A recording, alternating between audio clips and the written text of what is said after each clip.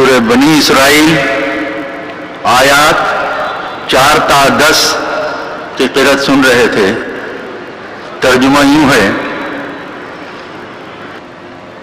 پھر ہم نے اپنی کتاب میں بنی اسرائیل کو اس بات پر بھی متنبہ کر دیا تھا کہ تم 2 مرتبہ زمین میں فساد عظیم برپاؤ گے اور بڑی سرکشی دکھاؤ گے.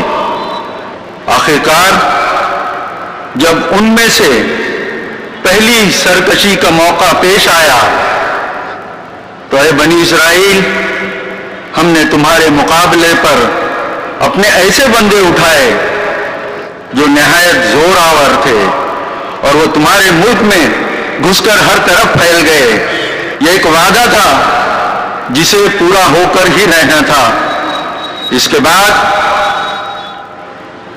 ہم نے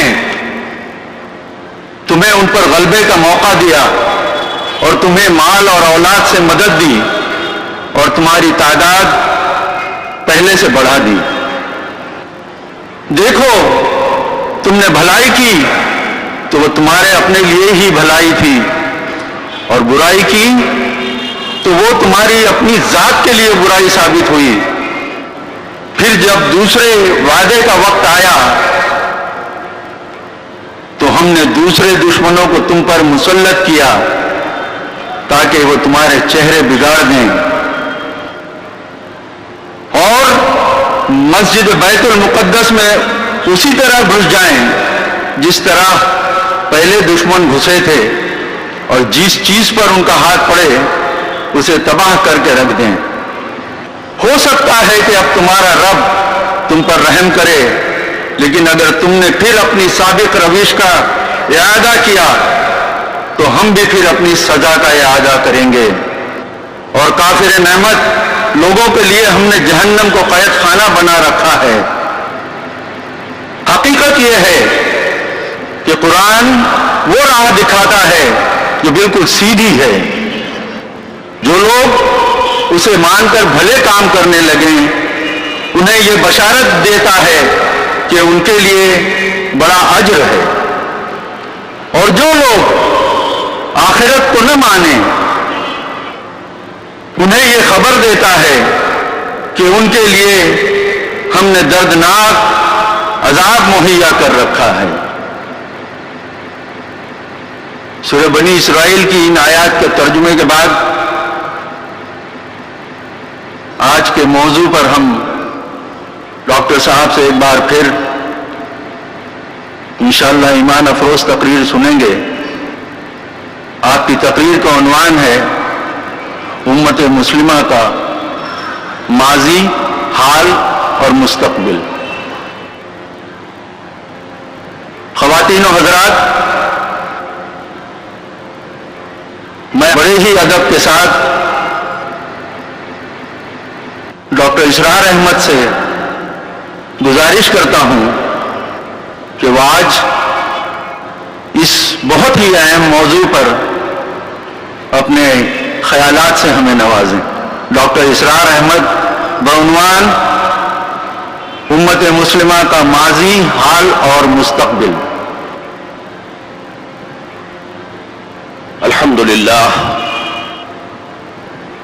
الحمدللہ وکفا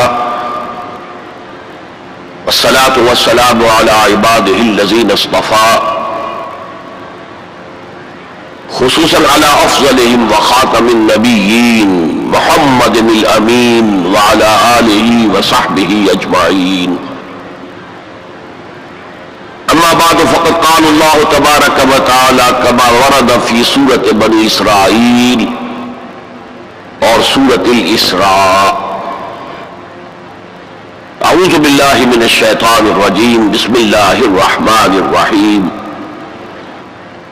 وقضینا الی بنی اسرائیل فی الکتاب لتفسدن فی الارض مرتین ولتعلن علوا کبیرا.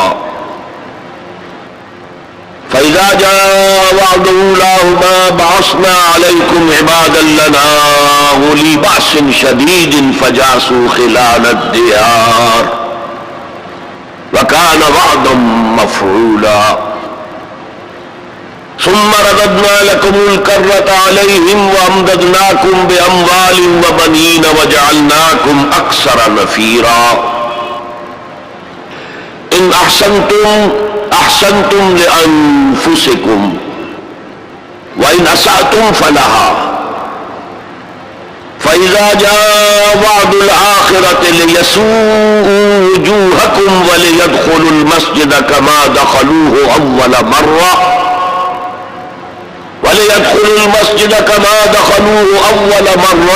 وليتبروا ما علوا تتبيرا صدق الله العظيم. وعن عبد الله بن عمرو بن العاص رضي الله تعالى عنهما قال قال رسول الله صلى الله عليه وسلم لَيَأْتِيَنَّ عَلَى أُمَّتِي مَا أَتَى عَلَى بَنِي إِسْرَائِيلَ حَذْوَ النَّعْلِ بِالنَّعْلِ رواه الإمام الترمذي رحمه الله. رب اشرح لي صدري ويسر لي أمري واحلل عقدة من لساني يفقهوا قولي. اللهم ربنا ألهمنا رشدنا وأعذنا من شرور أنفسنا. اللهم أرنا الحق حقا وارزقنا اتباعه وأرنا الباطل باطلا وارزقنا اجتنابه. اللهم وفقنا لما تحب وترضى وتقبل منا فإنك خير المتقبلين آمين یا رب العالمین. معزز حاضرین اور محترم خواتین، السلام علیکم ورحمۃ اللہ وبرکاتہ. میری آج کی گفتگو کا عنوان آپ کے علم میں پہلے سے بھی ہوگا اور اب بھی آ چکا ہے. آپ سوچتے ہوں گے کہ امت کا ماضی اور حال 1450 برس پر محیط ہے، پھیلا ہوا ہے. اس کا کوئی نقشہ کھینچنا ایک خاکے کے درجے میں بھی کسی ایک نشست میں محال ہے، ناممکن ہے. کجا یہ کہ اس کے ساتھ مستقبل کا بھی اندازہ ہو، امت مسلمہ کا ماضی، حال اور مستقبل. تو میں اس بات کو آپ کے سامنے عرض کرنے میں کوئی بات محسوس نہیں کرتا کہ اصل میں یہ مضمون مجھ پر کھلا ہے. نبی اکرم صلی اللہ علیہ وسلم کی ایک حدیث کے ذریعے سے گویا کہ وہ میرے لیے کلید بن گئی، اس خزانے کو کھولنے کے لیے چابی کا کام دیا. وہ حدیث میں نے ابھی آپ کو سنائی ہے عبداللہ ابن عمرو بن العاص رضی اللہ تعالی عنہما سے کہ حضور صلی اللہ علیہ وسلم نے فرمایا میری امت پر بھی وہ تمام حالات وارد ہو کر رہیں گے جو بنی اسرائیل پر آئے، بالکل ایسے ہی جیسے کہ ایک جوڑے کی دو جوتیاں ایک دوسرے کے مشابہ ہوتی. اس حدیث نے ایک دم میرے لیے امت مسلمہ کے ماضی، حال اور مستقبل کو سمجھنا ممکن بنا دیا اور اس سمندر کو کوزے میں بند کرنے کا امکان مجھے نظر آیا. چنانچہ سن 74 کے رمضان مبارک میں میں نے ایک مقالہ لکھا حالت اعتکاف میں. وہ پھر بعد میں میثاق میں شائع ہوا، پھر کتابی شکل میں، کتابچے کی شکل میں شائع ہوا، انگریزی ترجمہ بھی شائع ہوا.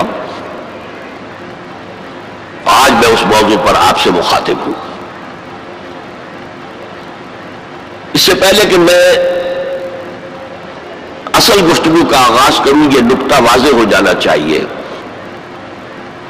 کہ نبی اکرم صلی اللہ علیہ وسلم نے دو اعتبارات سے مشابہت کا ذکر کیا ہے. موجودہ امت مسلمہ یعنی ہم امت محمد صلی اللہ علیہ وسلم، اور سابقہ امت مسلمہ یعنی بنی اسرائیل. آپ میں سے بہت سے حضرات کے لیے تو بنی اسرائیل کے لیے یہ اصطلاح ہی بہت عجیب سی محسوس ہو رہی ہوگی، سابقہ امت مسلمہ. تو یہ اصل میں ہماری ناواقفیت کی وجہ سے ہے، ورنہ جیسے کہ غالب نے کہا تھا کہ ریختہ کے ایک تم ہی استاد نہیں ہو غالب، سنتے ہیں اگلے زمانے میں کوئی میر بھی تھا، تو ایسے ہم ہی واحد امت مسلمہ نہیں ہیں، ہم سے پہلے بھی ایک عظیم امت رہی ہے بنی اسرائیل، وہ حضرت موسیٰ کے امتی تھے، ہم حضرت محمد کے امتی ہیں صلی اللہ علیہ وسلم علیہ الصلوۃ والسلام۔ انہیں تورات دی گئی تھی، ہمیں قرآن دیا گیا ہے، اور قرآن مجید میں بار بار آتا ہے کہ اہل ایمان جس طرح قرآن پر ایمان رکھتے ہیں ایسے ہی تورات اور انجیل پر بھی ایمان رکھتے ہیں، یعنی اس بات پر ایمان کہ وہ اللہ کی کتابیں تھیں اگرچہ ان میں تحریف ہو گئی۔ پھر ذہن میں رکھیے اس امت میں 3 کتابیں نازل ہوئی ہیں، تورات، زبور اور انجیل۔ اس کے علاوہ بہت سے نبیوں کے صحیفے، اولڈ ٹیسٹامنٹ جو ہے عہد نامہ قدیم، کتنے انبیاء کے صحیفے اس میں شامل ہیں۔ یہ بھی نوٹ کیجئے کہ یہ وہ امت ہے جس کے لیے قرآن میں 4 مرتبہ آیا ہے کہ ہم نے انہیں تمام جہان والوں پر فضیلت دی تھی۔ 2 مرتبہ تو صرف سورہ بقرہ میں ہی انہی الفاظ میں آیت وارد ہوئی ہے، 6 رکوع کے شروع میں اور 15ویں رکوع کے شروع میں، یا بنی اسرائیل اذکروا نعمتی التی انعمت علیکم وانی فضلتکم علی العالمین، اے بنی اسرائیل یاد کرو میرے انعام و اکرام و احسان کو جو میں نے تم پر کیا، اور میں نے تمہیں تمام جہان والوں پر فضیلت دی۔ پھر جب سے یہ ایک امت کی شکل میں آئے، اس سے پہلے وہ ایک قوم تھے بنی اسرائیل، 12 قبیلے جو حضرت یعقوب علیہ السلام کے 12 بیٹوں سے چلے، قوم تھے وہ، امت نہیں تھے۔ امت تب بنے ہیں جب حضرت موسیٰ علیہ السلام کو تورات دی گئی، اس وقت سے لے کر 1400 برس ایسے گزرے ہیں اس امت میں کہ کوئی ایک لمحہ بھی نہیں تھا کہ کوئی نبی موجود نہ ہو۔ یہ جو چین ہے مسلسل انبیاء کی، آغاز بھی 2 رسولوں سے ہوا، موسیٰ اور ہارون علیہ السلام، اختتام بھی 2 پر ہوا، عیسیٰ اور یحییٰ علیہ السلام، اور دونوں کے درمیان سمجھیے کہ وہ ڈور بندھی ہوئی ہے کہ اس میں کہیں کوئی رکھنا نہیں۔ بخاری شریف میں روایت ہے حضور کی صلی اللہ علیہ وسلم،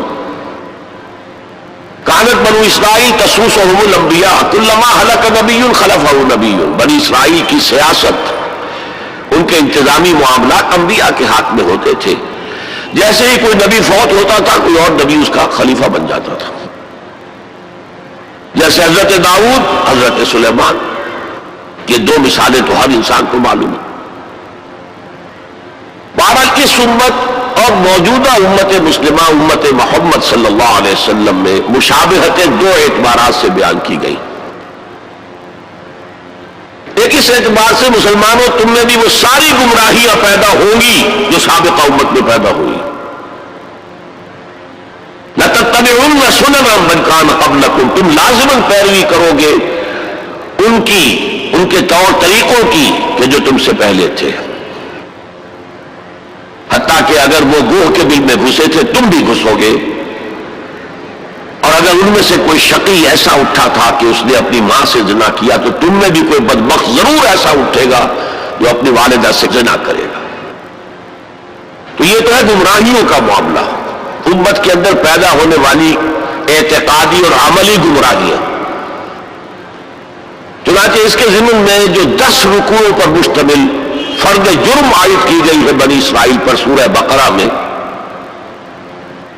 5ویں رکوع سے شروع ہوتی ہے بات اور 15ویں رکوع کے آغاز تک چلتی ہے،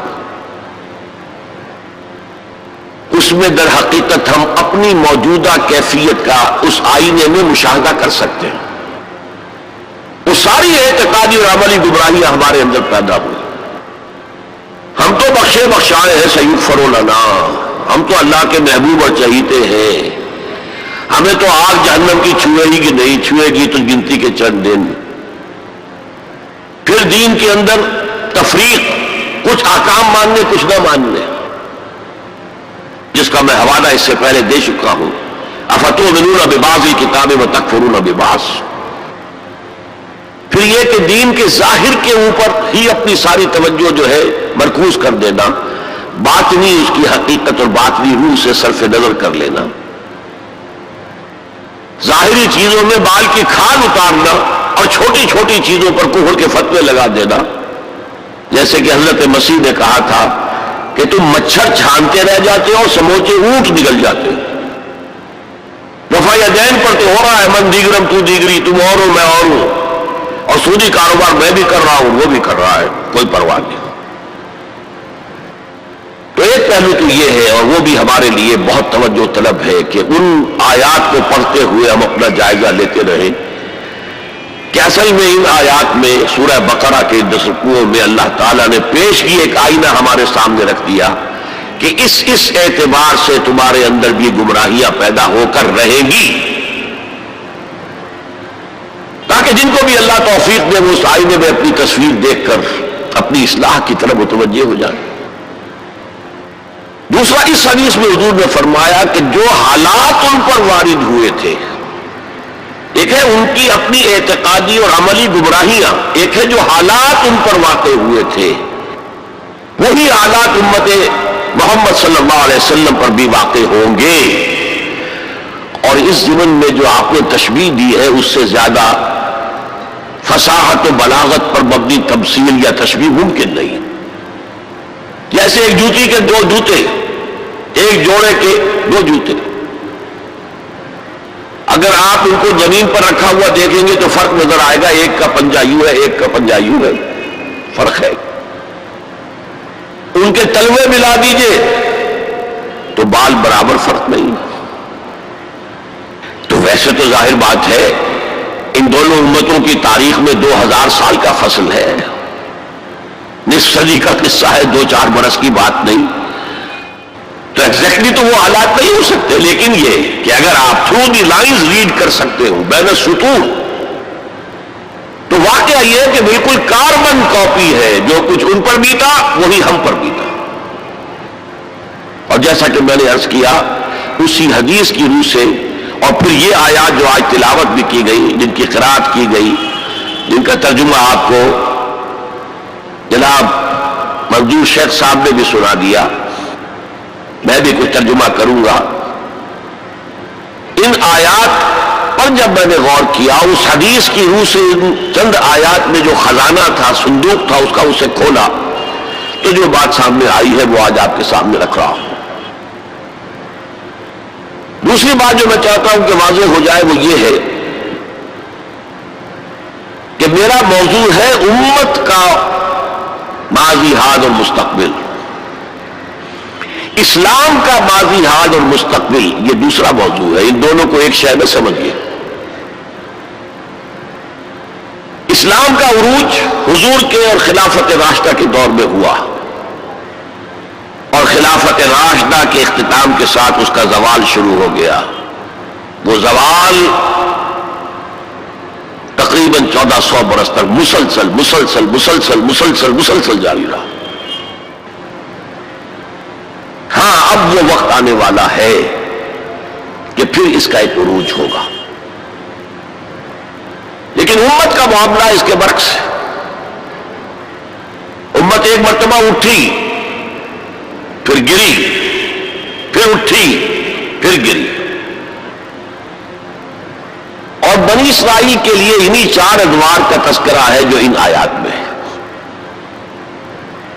ہم نے یہ فیصلہ سنا دیا تھا، پیش کی بنی اسرائیل کو، وَقَضَيْنَا إِلَىٰ بَنِي إِسْرَائِيلَ فِي الْكِتَابِ، اپنی کتاب میں، تورات میں، لَتُفْسِدُنَّ فِي الْأَرْضِ مَرَّتَيْنِ، تم 2 مرتبہ زمین میں با فساد بچاؤ گے، وَلَتَعْلُنَّ عُلُوًّا كَبِيرًا، اور سرکشی کرو گے، بہت اونچی سرکشی، بہت بڑی سرکشی. اب یہاں پر حذف سمجھیے، محذوف سمجھیے، انڈرسٹوڈ سمجھیے کہ جب یہ وقت آئیں گے تو تم پر ہمارے عذاب کے شدید کوڑے پڑے. اس لیے کہ آگے جو لفظ وعدہ آ رہا ہے فَإِذَا جَاءَ وَعْدُ أُولَاهُمَا، تو وعدہ تو عذاب کا تھا اصل میں، یہ تو خبر تھی صرف، یہ وعدہ نہیں تھا کہ تم 2 مرتبہ اپنی تاریخ کے دوران بہت شدید سرکشی کرو گے، اللہ کے خلاف، اللہ کے دین کے خلاف، اللہ کی شریعت کے خلاف بہت فساد مچاؤ گے. اور یہاں جیسا کہ میں نے عرض کیا اب امپلائڈ سمجھیے، اور اس پر ہمارے عذاب کے شدید کوڑے تم پر برسے. فَإِذَا جَاءَ وَعْدُ أُولَاهُمَا، تو جب ان 2 وعدوں میں سے پہلے وعدے کا وقت آیا، یعنی عذاب کا وعدہ جو ہم نے تم سے کیا تھا، جو وعید دی تھی تمہیں، بَعَثْنَا عَلَيْكُمْ عِبَادًا لَنَا أُولِي بَأْسٍ شَدِيدٍ،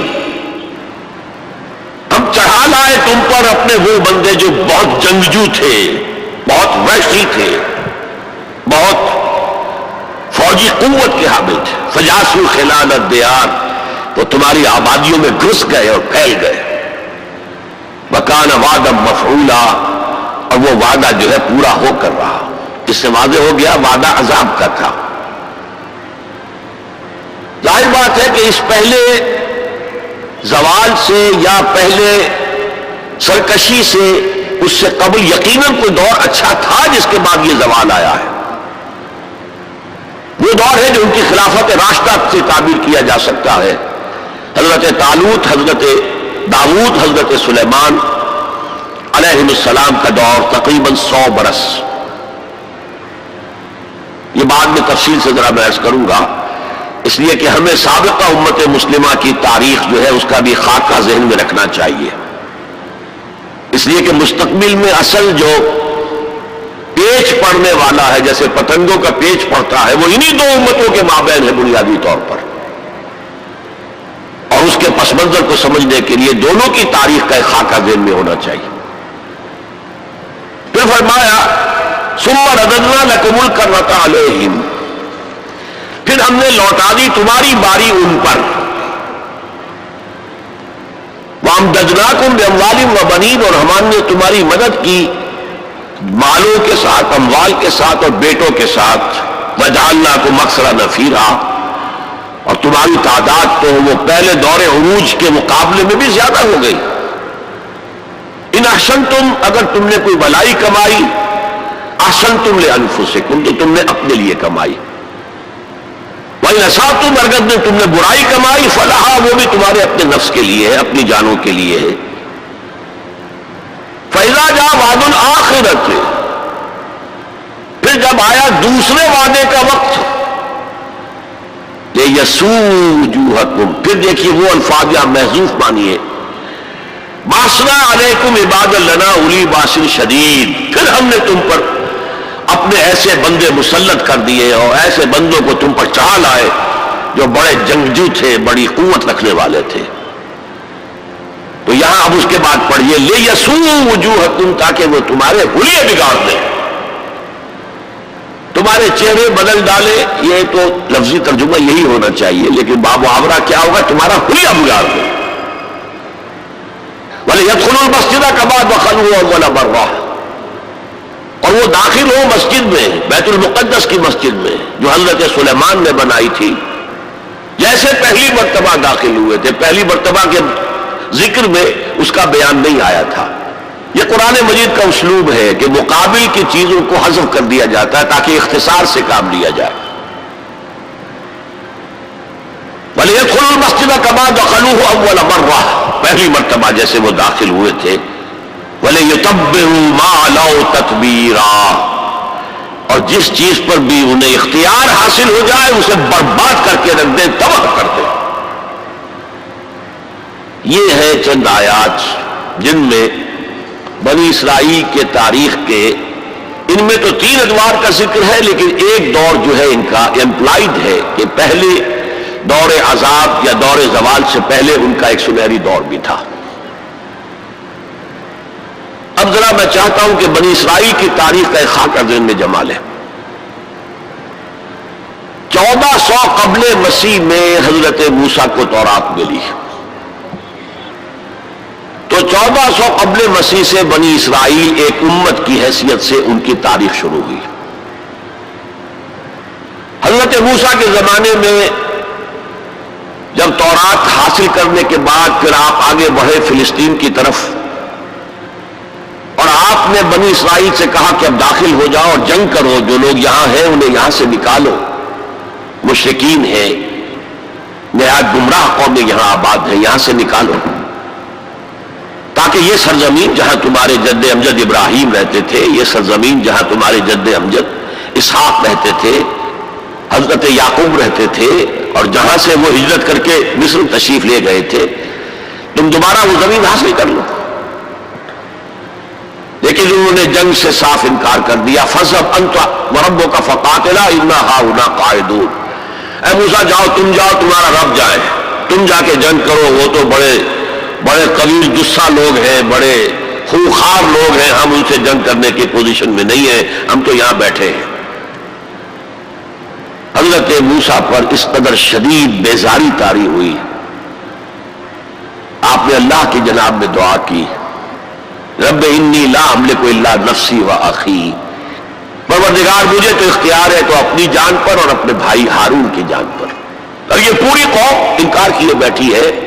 6 لاکھ میں سے صرف 2 افراد نکلے تھے، یوشع ابن نون جو بعد میں جانشین ہوئے حضرت موسیٰ کے اور نبی تھے، جوشوا کہتے ہیں بائبل میں انہیں، اور کالب بن یفنہ، یہ دو رسول، 2 ان کے یہ امتی، 4 آدمی، ظاہر بات ہے کہ وہ کیسے جنگ کرتے۔ تو حضرت موسیٰ کی دعا تھی کہ رب انی لا املک نفسی الا نفسی واخی فافرق بیننا و بین القوم الفاسقین، تو اے اللہ اب ہمارے اور ان فاسقوں کے درمیان علیحدگی کر دے، میں اب ان کے ساتھ نہیں رہنا چاہتا، ان ناہنجاروں کے ساتھ نہیں رہنا چاہتا۔ اللہ نے فرمایا نہیں موسیٰ، رہنا تو ہوگا تمہیں انہی کے ساتھ،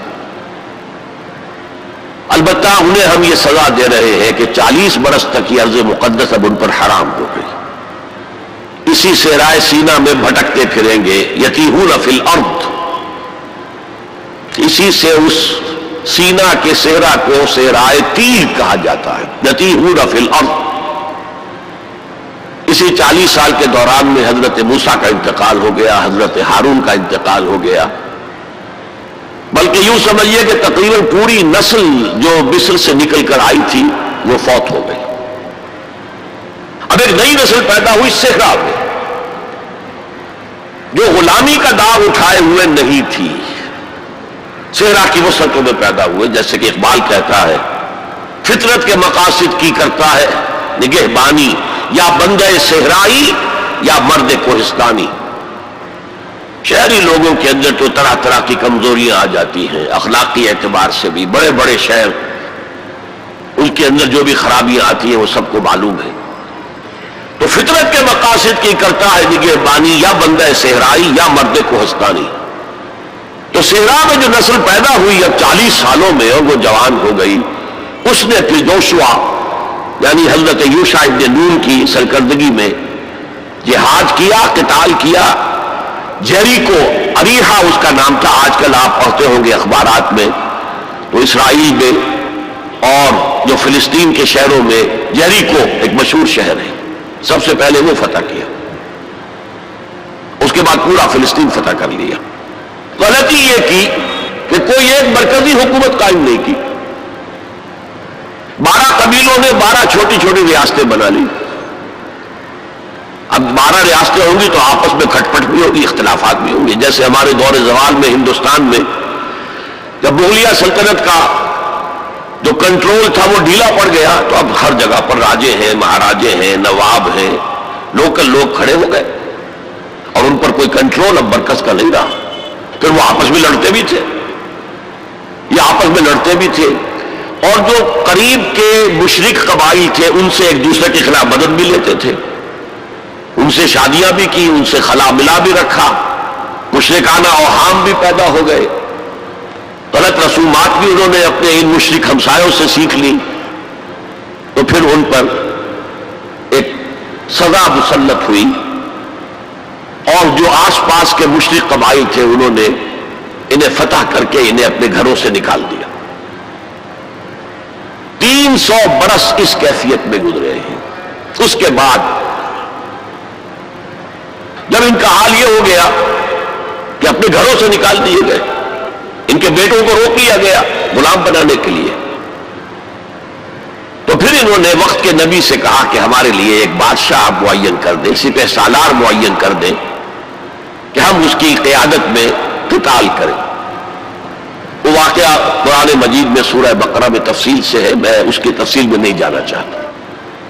بہرحال اس کے نتیجے میں حضرت طالوت، پھر حضرت داؤد، پھر حضرت سلیمان، یہ 100 برس ہے جن میں ان کو کہنا چاہیے کہ ان کا پہلا سنہری دور، جسے میں کہہ رہا ہوں ان کی خلافت راشدہ، یعنی فرق نوٹ کیجئے، ہماری خلافت راشدہ دور نبوت سے متصل ہے، کوئی فصل نہیں ہے اس کے مابین، لیکن ان کی خلافت راشدہ میں 300 برس کا فصل ہے۔ دور نبوت حضرت موسیٰ علیہ السلام کا 300 سے بھی تقریباً 350 برس وہ بھی شمار کر لیجئے جو صحرائے تیہ میں بھٹکتے ہوئے گزرے۔ بہرحال یہ 100 سال ان کے بڑے شاندار تھے۔ حضرت داؤد کی حکومت اور حضرت سلیمان کی حکومت تو اس اعتبار سے پوری انسانی تاریخ میں یونیک ہے کہ ہوا پر بھی انہیں کنٹرول دے دیا گیا، جنات ان کے تسلط میں آ گئے، اور پرندوں اور جانوروں کی بولیاں بھی ان کو سکھا دی گئی۔ اس قسم کی حکومت تو اللہ نے کسی اور کو کبھی دی ہی نہیں، لیکن پھر اب ان کا دور زوال شروع ہوا۔ حضرت سلیمان کے 2 بیٹوں کے درمیان سلطنت تقسیم ہو گئی، شمالی اسرائیل چھوٹی تھی اور بڑی یہودا، 2 حصوں میں تقسیم ہو گئے، اور ان میں سوال آیا اخلاقی، مذہبی، اعتقادی، عملی، دنیا پرستی، دولت پرستی، مشرکانہ اوہام، غلط رسوم۔ اس کے نتیجے میں پھر اللہ کے عذاب کا پہلا کوڑا جو ہے، بڑا کوڑا وہ پڑا، اور وہ 2 حصوں میں آیا، نوٹ کر لیجئے۔ پہلے اشوریوں نے، سیریا کے رہنے والے اشوریوں نے حملہ کیا اور شمالی سلطنت اسرائیل کو تہس نہس کر دیا، ختم کر دیا۔ یہ ہوا ہے تقریباً 700 قبل مسیح۔ خلافت راشدہ ان کی ہے 1000 قبل مسیح سے لے کے 900 قبل مسیح تک، تو گویا کہ اس کے 200 برس کے بعد سلطنت اسرائیل ختم۔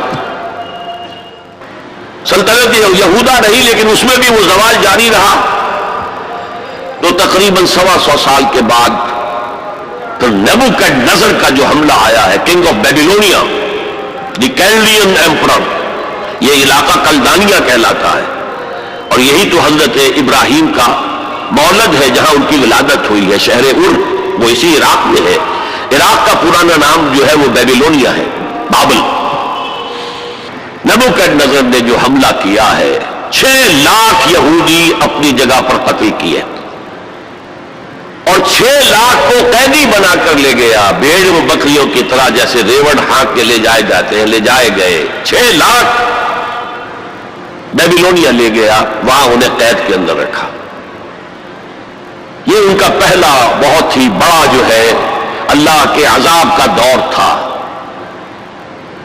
اس میں اس نے یروشلم کی اینٹ سے اینٹ بجا دی، کوئی ایک انسان وہاں زندہ باقی نہیں رہنے دیا، اور حضرت سلیمان کی بنائی ہوئی مسجد کو اس نے مسمار کر دیا، اور اس میں 2 اینٹیں بھی سلامت نہیں رہی۔ قرآن میں جو سورہ بقرہ میں ذکر ہے، او کالذی مر علی قریۃ وہی خاویۃ علی عروشہا، یہ واقعہ حضرت عزیر علیہ السلام کا، وہ جب آئے انہوں نے دیکھا یہ یروشلم کا یہ حال ہو گیا ہے، تو انہوں نے وہ الفاظ کہے، انا یحیی ھذہ اللہ بعد موتہا، یہ شہر جو اس طرح مر گیا، ختم ہو گیا، ایک متنفس زندہ نہیں، 2 اینٹیں سلامت نہیں، اللہ کیسے اس شہر کو دوبارہ آباد کرے گا؟ تو اللہ نے فاماتہ اللہ 100 عام، 100 سال کے لیے موت طاری کر دی۔ وہ واقعہ آپ نے پڑھا ہوگا، میں اس میں تفصیل بھی نہیں جا سکتا۔ بہرحال اس کے 100 برس کے بعد تقریباً اب تاریخ نے ایک اور کروٹ لی، یہ فلسطین کے مشرق میں عراق، عراق کے مشرق میں ایران میں ایک زبردست شہنشاہ جو ہے وہ سامنے آیا، کیخورس یا سائرس، جسے ذوالقرنین بھی کہتے، 2 سینگوں والا، اس لیے کہ اس نے 2 ملکوں کو جوڑ کر ایک سلطنت بنائی تھی، پارس اور مادہ، ان دونوں کو جوڑ کر ایک سلطنت بنائی، عظیم ایرانی سلطنت، جس کا 2500 سالہ جشن منایا تھا وہ جو شہنشاہ ایران تھا، جو خواب دیکھ رہا تھا اسی اپنے دور کو واپس لانے کا۔ سائرس جو ہے اس نے حملہ کیا بیبیلونیا پر اور ان کی حکومت ختم کی۔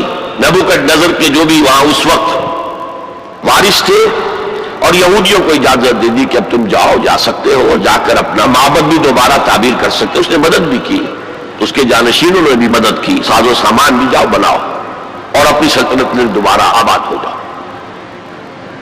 اس وقت حضرت عزیر علیہ السلام کی دعوت توبہ کی طرح، توبہ کرو توبہ کرو توبہ کرو، ریپینٹ ریپینٹ ریپینٹ، اصلاح کرو اپنے اعمال کی، اپنے عقائد کی۔ اور یہ دعوت مفید ہوئی اور ایک رینائسنس ہو گیا، احیاء ہو گیا بنی اسرائیل کے اندر، مذہبی، روحانی، اخلاقی اعتبار سے ایک احیاء ہو گیا۔ چنانچہ اللہ تعالیٰ نے اب ان کی مدد کی، ان کو مال بھی دیے، ان کو اولاد بھی دی، ان کی تعداد بھی بہت بڑھ گئی، اور اب پھر 100 سالہ ان کا دور آیا ہے جو بہت عظمت کا ہے۔ ثم رددنا لكم الكرة عليهم وامددناكم باموال وبنين وجعلناكم اكثر نفيرا۔ اس کو کہتے ہیں تاریخ میں مکابی امپائر۔ زمینی رقبے کے اعتبار سے یہ حضرت سلیمان کی سلطنت سے بھی بڑی تھی، اگرچہ میں سے کر چکا ہوں حضرت سلیمان کی حکومت کا کچھ اور ہی معاملہ تھا، وہ تو کسی اور کا ہوا ہی نہیں، لیکن زمینی رقبہ مکابی سلطنت کا حضرت سلیمان کی سلطنت سے بھی بڑا تھا۔ لیکن اس کے بعد پھر وہی ہوا، پھر وہی زوال، پھر اسی طریقے سے مشرکانہ اوہام عقائد کے اندر گھس گئے، بدعات، رسومات نئی سے نئی، اپنے آس پاس کے اڑوس پڑوس کے لوگوں سے چیزیں سیکھ سیکھ کر اپنے اندر داخل کرنا، دنیا پرستی، شہوت پرستی، پھر ان کے اوپر عذاب کے کوڑے برسے۔ یہ ہے وَإِذَا جَاءَ وَعْدُ الْآخِرَةِ بَعَثْنَا عَلَيْكُمْ عِبَادًا لَنَا أُولِي بَأْسٍ شَدِيدٍ لِيَسُوءُوا وُجُوهَكُمْ وَلِيَدْخُلُوا الْمَسْجِدَ كَمَا دَخَلُوهُ أَوَّلَ مَرَّةٍ۔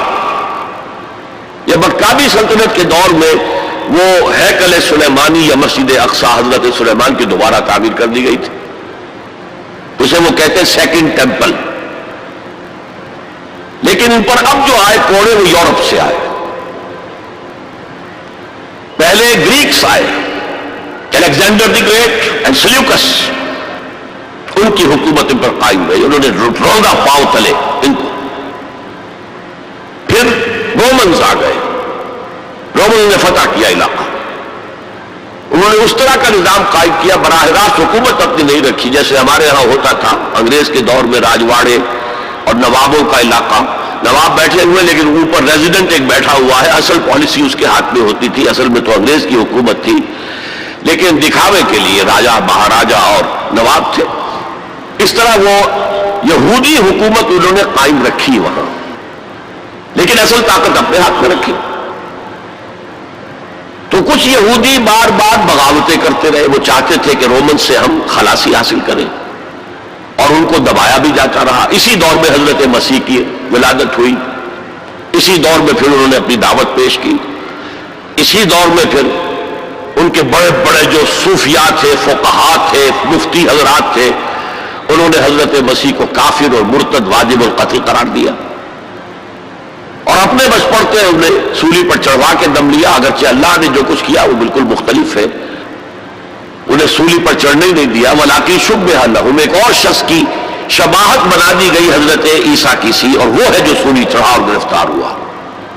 اور انجیل برنباس سے معلوم ہوتا ہے، ہمارے پاس اس کا کوئی سورس نہیں تھی، ہمارے کسی مفسر نے، کسی محدث نے حضور سے بھی نقل نہیں کیا، لہذا ہمیں یہ تو معلوم تھا، یہ تو ہمارا عقیدہ ہے کہ حضرت مسیح سولی نہیں چڑھے، وہ قتل نہیں ہوئے، ما قتلوہ وما صلبوہ ولکن شبہ لہم، لیکن کیسے شبہ کیا، کس کو مشابہ بنایا، کون سولی چڑھا، ہمیں معلوم نہیں تھا۔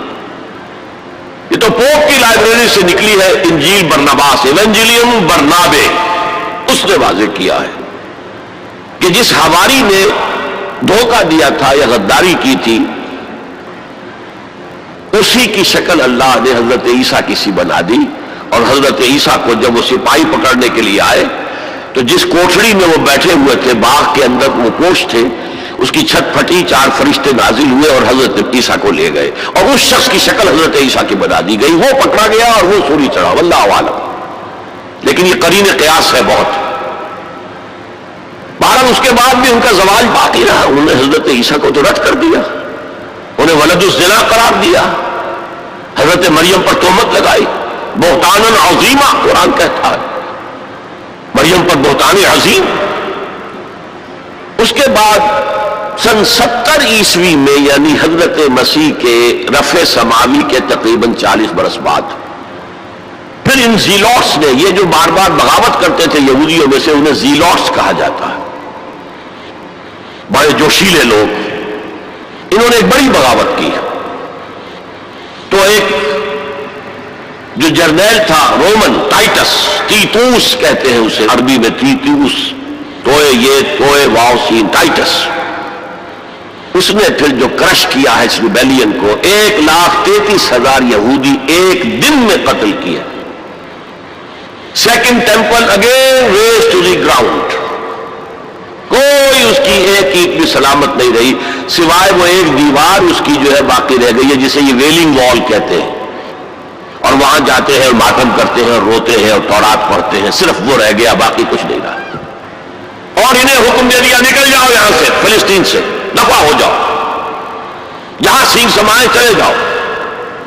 یورپ میں چلے گئے، ایشیا کے ممالک میں چلے گئے، افریقہ کے ممالک میں چلے گئے، ایران میں آ گئے، ترکی میں آ گئے وغیرہ۔ یہاں سے ان کا ڈایاسپورا شروع ہوا کہ یہ اپنے وطن سے باہر نکال دیے گئے۔ ڈایاسپورا دور انتشار، یہ دور انتشار ان کا جاری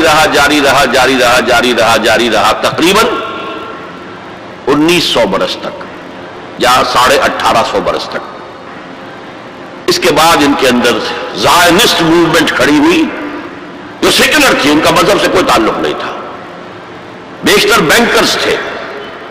انہوں نے زائنزم کی تحریک کو منظم کیا۔ 1897 میں انہوں نے protocols of the world Zionism وہ پاس کیے، اور اس کے بعد انہوں نے لابینگ جو کی ہے برطانیہ کی حکومت سے، تو اس سے بالفور ڈکلریشن لے لیا 1917 میں، جس سے انہیں واپس آ کر فلسطین میں آباد ہونے کا حق مل گیا۔ اس کے بعد 1948 میں ان کی ریاست امریکہ نے قائم کرا دی، UN کے تھرو اسرائیل قائم ہو گئی۔ 1967 میں اس نے اپنی حدود بڑھا لی، اور جو 1948 میں اسرائیل قائم ہوا تھا اس میں یروشلم کو 2 حصوں میں تقسیم کیا گیا تھا۔ مشرقی حصہ مسلمانوں کے پاس رہے گا، فلسطینیوں کے پاس، مغربی حصہ جو ہے وہ یہودیوں کے پاس رہے گا۔ اور مشرقی حصے ہی میں وہ ٹیمپل ماؤنٹ ہے جہاں کبھی ہوتا تھا ان کا معبد، وہ اسے چونکہ ٹیمپل کہتے ہیں اس لیے ٹیمپل ماؤنٹ، وہ پہاڑی جس کے اوپر کے وہ ٹیمپل تھا۔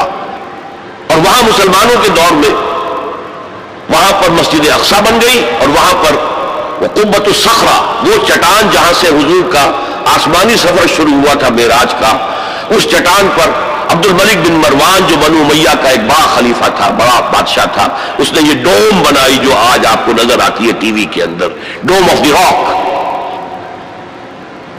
اب جو ان کا پروگرام ہے وہ میں پھر بعد میں عرض کروں گا مستقبل کے حوالے سے، لیکن یہ نوٹ کر لیجئے کہ اسی ڈایاسپورا کے دوران، ڈایاسپورا تو شروع ہو گیا سن 70 عیسوی میں، اس کے پورے 500 برس بعد ولادت ہوئی ہے حضور کی صلی اللہ علیہ وسلم، اور اسی عرصے کے دوران سن 300 عیسوی میں ایمپرر کانسٹنٹائن نے عیسائیت قبول کر لی، اور پورا جو ہے رومن امپائر عیسائی ہو گئی۔ تو حضور کے زمانے میں یروشلم پر قبضہ تھا عیسائیوں کا، ہیراکلیس ہرقل اس کی حکومت تھی، اور حضرت عمر کے زمانے میں جب فتح ہوا ہے یروشلم تو عیسائیوں نے ہینڈ اوور کیا ہے۔ وہ بھی ایک لمبی کہانی ہے، کیوں کیا ہے، کیسے کیا ہے، اس وقت میں اس میں نہیں جانا چاہتا۔ بہرحال یہ خاکہ ذہن میں جمائیے کہ ان کا پہلا عروج حضرت موسیٰ کے 300 برس بعد، 100 برس کا ان کی خلافت راشدہ کا دور، پھر ان کا زوال اسیرینز کے ہاتھوں پٹائی اور نیبوکڈ نظر کے ہاتھوں پٹائی، اور the period of captivity in Babylonia, ان کو سائرس نے نجات دی، آ کر سیکنڈ ٹیمپل بنایا، اور پھر اللہ تعالیٰ نے ان کی توبہ کو قبول کیا اور ایک رینائسنس ان میں ہو گیا، احیاء مذہب ہو گیا، اخلاق بھی اچھے ہو گئے، توبہ کر لی، تو اللہ نے پھر ان پر فضل فرمایا اور مکہ بھی سلطنت قائم ہو گئی۔ پھر زوال آیا، اس کے نتیجے میں پھر پہلے یونانیوں کے ہاتھوں پسوائے گئے، پٹوائے گئے، پھر رومیوں کے ہاتھوں پٹوائے گئے، پسوائے گئے، اور سن 70 عیسوی سے انہیں نکال دیا گیا، ڈائسپورا کا دور ان کا شروع ہو گیا، جو 1917 تک تو جاری رہا، لیکن یہ کہ اس کے بعد رفتہ رفتہ وہ آنے شروع ہو گئے، آباد ہونے شروع ہو گئے، وہاں پراپرٹیز خریدی بھی، دھاند اور یعنی دھاندلی اور دھوس سے بھی لی، جو ہر طرح سے لی، اپنے قدم جمائے۔ پھر جیسا کہ میں نے عرض کیا 1948 میں اسرائیل قائم ہو گیا، 1967 میں اس نے اپنی حدود بڑھائی۔ اب آئیے اس خاکے میں رنگ بھریے امت مسلمہ کی تاریخ کا۔ پہلا فرق یہ ہے کہ ہماری دور خلافت راشدہ متصل ہے دور نبوت اور رسالت سے۔ میں وہ حدیث آپ کو اس کا پہلا حصہ سنا چکا ہوں، آج بعد میں مجھے اس کا بقیہ حصہ بھی آپ کو سنانا ہے۔ حضور نے فرمایا تھا تکون النبوۃ فیکم ما شاء اللہ تکون، اے مسلمانوں نبوت تمہارے مابین موجود رہے گی جب تک اللہ چاہے گا کہ موجود رہے، یعنی میں موجود رہوں گا تمہارے مابین جب تک اللہ چاہے گا۔ ثم یرفع اللہ اذا شاء یرفع، پھر اللہ اٹھا لے گا نبوت کو، یعنی مجھے، میرا انتقال ہو جائے گا جب اللہ چاہے گا۔ ثم تکون خلافۃ علی منہاج النبوہ، پھر خلافت علی منہاج النبوت کا دور آئے گا۔ فتکون ما شاء اللہ تکون، وہ بھی رہے گا جب تک کہ اللہ چاہے گا کہ رہے۔ ثم یرفع اللہ اذا شاء یرفع، پھر اللہ اسے بھی اٹھا لے گا جب اللہ چاہے گا۔ ثم تکون ملکا عاضا، پھر کاٹ کھانے والی ملوکیت کا دور آئے گا۔ یہاں سے اسلام کا زوال شروع ہو گیا، دور نبوت، دور خلافت راشدہ، مکمل اسلام، کامل اسلام، علی منہاج النبوہ خلافت، نبوت کے عین نقش قدم پر خلافت، یہ تھا ہمارا جو اصل ہماری معراج تھی امت مسلمہ کی۔ لیکن اب کیا ہوا؟ اسلام کا زوال، جیسے کہ حضور نے فرمایا تھا بدأ الاسلام غریبا وسیعود کما بدأ فطوبی للغرباء، اسلام کا آغاز ہوا تھا کہ وہ اجنبی سی شے تھی، کوئی اس کا پہچاننے والا جاننے والا تھا ہی نہیں، پھر گویا کہ اس میں انڈرسٹوڈ ہے، پھر اسلام کا غلبے کا دور آ گیا، لیکن عنقریب اسلام پھر غریب ہو جائے گا، سیعود، عنقریب لوٹ جائے گا اسلام حالت غربت میں۔ فطوبی للغرباء، تو مبارکباد ہے ان لوگوں کے لیے جو اسلام کے غریب اور اجنبی ہونے کے دور میں خود اجنبی ہو جائے لیکن اسلام کا دامن ہاتھ سے نہ چھوڑے۔